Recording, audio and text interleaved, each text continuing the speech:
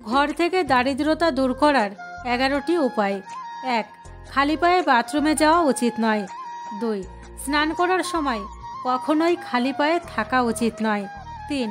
বাড়ি থেকে দারিদ্র্য দূর করার জন্য শুক্রবারে দই ও মাখন দান করতে হবে। 4.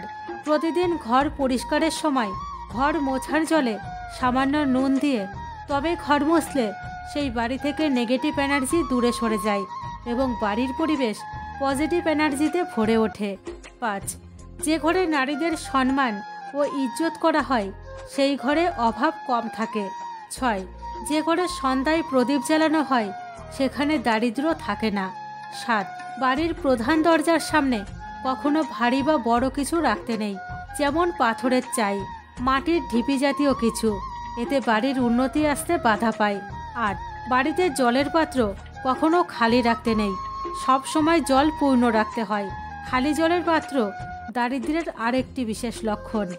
9. যে বাড়িতে উত্তর দিক থেকে বাতাস আসে না বা বাড়ির উত্তর দিকে বাথরুম আছে সেই বাড়িতে দারিদ্রতা নেমে আসে। 10. যদি বাড়িতে কখনো প্রয়োজন ছাড়া গাছ কাটা হয় তাহলে সেই কাটা গাছ সঙ্গে সঙ্গে বাড়ির বাইরে ফেলে দিতে হবে। বাড়িতে কাটা গাছ বা শুকনো গাছ থাকলে দারিদ্র্য ডেকে আনে। 11.